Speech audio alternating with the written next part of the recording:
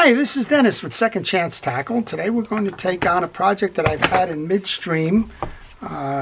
This is the Okuma Andros 5NII, or second series I believe is what that's about, the 5N. This is a small profile lever drag reel filled with braid. When this one came into the shop, it came in for an overhaul, but one of the things that was noticing about it is has very limited play in terms of the lever drag adjustment. It's either all on or all off. And as I did a little bit more work on it, I realized that either the button or the shaft or both are cross-stripped. And I know we've talked about this on other examples of different reels, but the point is always be careful on how you put these back on after service or taking them off, because those things will strip out. And then you're kind of stuck with something like this where it's not holding. So what I did was I went to Okuma, they're out in California, and I ordered the replacement parts. So I have a new button and a new shaft. I'm not taking any chances on either. And what I'm going to do is show you how to replace that today. I'll also show you how to disassemble this reel. I've already serviced the gear side, so I'm not going to go ahead and do that again, but I will point out to you what needs to be done in order to get that done. And I guess we could start by, if you're servicing the gear side, you want to remove this little C-clip. There's a circular ring in here. You push down on this to lock it in, and then you can probably see the clip a little bit better. It's right here. You just want to remove that. It doesn't take much. There's not a lot of pressure under that. This is a 2-speed reel. Do that. Then the button will come out, and then your pieces behind that will come out as well. All right, so I'm going to start by showing you how to get this case off. It's a very interesting case. If you look about, there's nothing on this side. It seems to be that's the loosened piece that we were talking about. But there's only one screw, and so you pause it for a while. How can this be? Is it hiding under here, like the Penn Squall hides one under here? Is it in the back here? It's not. And as it turns out, this is a single screw take-apart system, very similar to a Penn Jigmaster, or if you really want to go back in time, the old Pfluger Capitals and some of the other reels. So that has a Torx on it, matches into the screw, and if you don't have a set of specialty bits, and if you're intending on working on fishing reels for some time, then I would tell you to go ahead and get a set. They're not that expensive. They're available on the internet. So when I was looking here, these first 2 or 3 grooves on the axle shaft look worn. I can't see inside of the one on the adjuster knob, the preset. So I ordered both just to be on the safe side there.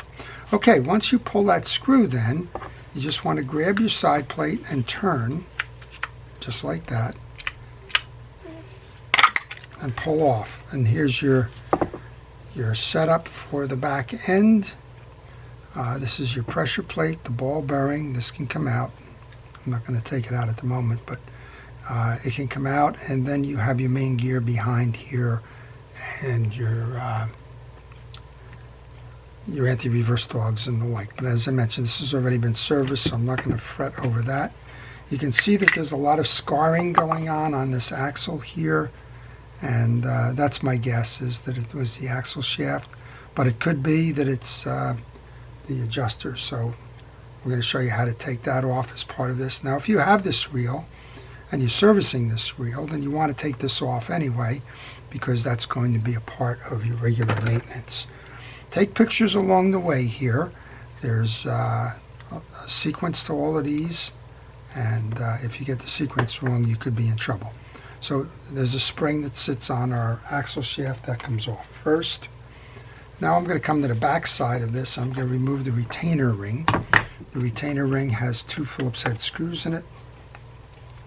And I did this previously when I was setting up the servicing of this reel. So again, I figured it was a good start, but it'll also show you how to service the spool side of this reel. Once you remove those 2, you can pull your axle shaft out. Your axle shaft has a sequence to it, and it also has a clip on it here, so you need to pay attention to that. You have a C-clip in the back, you have the cross stud that's going to seat into the back of the case here. You have a series of tension washers, and then you have this O-ring goes inside the case here, like that. Then you have a bearing after about 3 or 4 of those tension washers, looks like 4. And then you have a retainer clip on this side and a bearing in the spool on the opposite side, which you saw when we took it out. Now, if you're servicing this reel, go ahead and pop that bearing out. I'm just going to leave it seated there because it's already been oiled and serviced. So what I'm going to do first then is I'm going to come over here to this clip that holds all of those pieces in, and I'm going to remove that first. Now, you saw that the pin came out, and that's a good reason why you want to take a picture right here. Stop, take a picture of what this assembly looks like, so that when you go to reinstall with the new axle shaft, which is here, then you know where it's going. So this axle shaft actually has the 2 clips on it, so I don't even need to remove that. I just need to remove the one in the back here, which is an E-clip. Sometimes you can do this with your hand power. Sometimes you can't. This is a spring clip, so please be careful if you are going to attempt to take it off. It can shoot. I'm just going to be able to work it up. This is just about removed. I think I can do the rest by hand. Again, a warning here that these things will fly. I'm going to just try and grab that with pliers so I don't lose it. And there you go. That's your clip. And then we have our stack assembly. I'm going to pull it right off and lay them out for you here. There's a flat washer. And there's the bell washers. And we have the last of the washers.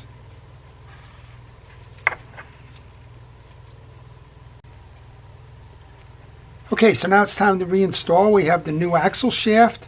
We have the 2 C-clips that I had mentioned on there, so you don't need to do anything with that. What I do want to do is put a little bit of grease on, and we'll start the reassembly of this. And what I just did is I was taking that axle shaft out. I remember this plastic piece goes on the other side of the bearing. It doesn't sit in the spool as is. That would be a pretty big mistake if we tried to do it that way. You wouldn't have any adjustment at all. Alright, so we took the bearing, and that should just simply slide over the end of the shaft here. There we go. And then we had 2 sets of these tension washers, and they were separated by a little spacer. So we have, these are nested, so these washers are concave, they're not flat. And by nesting, I mean that both sides go the same way.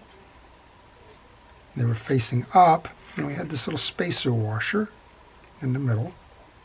Now, if you had any question about this, you'd go back to the pictures that you took. You are taking pictures, right?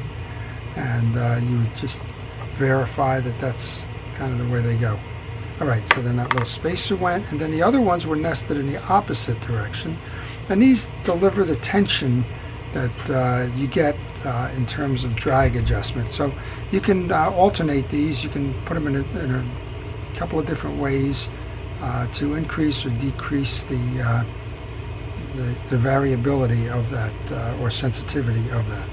Then we put that little E-clip back on. There's a groove there that you need to seat it in. I'm going to try with hand pressure first. It's a little slippery.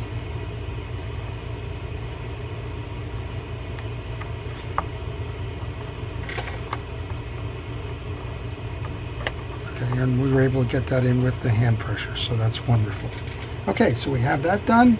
I come to my torch tray and grab my little pivot point here.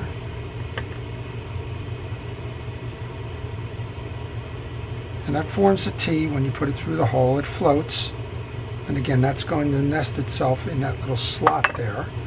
And with that done, then we can take this and insert that through and seat that in.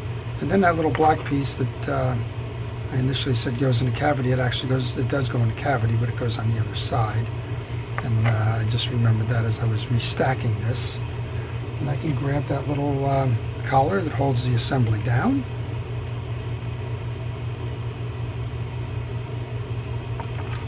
Go ahead and install that. And while I'm installing that, I want to take a moment to thank all of our first responders, to thank everybody who's helping fight this pandemic, whether it's a in the medical field, the law enforcement, the EMTs, or whether it's kind of what some people view behind the scenes, but no less important, our teachers, our essential workers in government, everybody in the labs trying to develop the vaccines, and so many more, the truck drivers and everything that are keeping our shelves stocked during this pandemic. All of those roles are putting your lives on the line every day, and what you're doing is much appreciated. Okay, so now we want to match that spool to the slot here. Just going to bring that in. There we go, we're in. You can know that because you can't turn the spool. And then we'll reinstall the spring that came off of that. And then we're ready for the side plate. Now again, remember we twisted this, so it's going to go in a little bit off. And you can see there's grooves in the cases. Okay, one final click, there you go. You should line the hole up. If you line the hole up, then take your little Torx screw.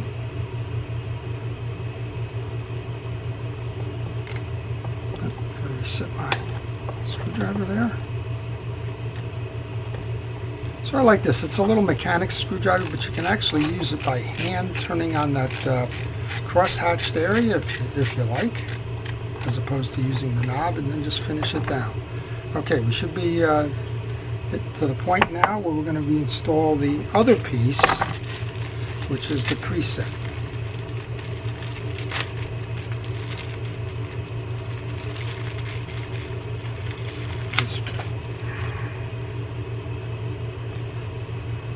Set the preset, then take your arm that goes on first.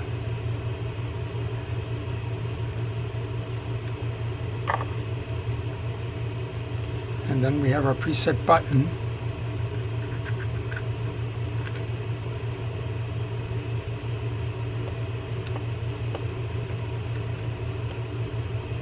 And that arm's got to drop over. There's a little channel it's riding in here, so I'm going to pull this off. Okay, then we want to reset the lever adjuster then. So there's a little hook on the back of this. It needs to go over the ring as you're putting this on and drop it down.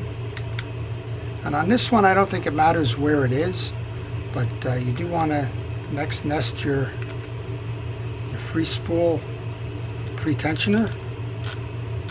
And we should just be able to screw this in now. That's much better than you.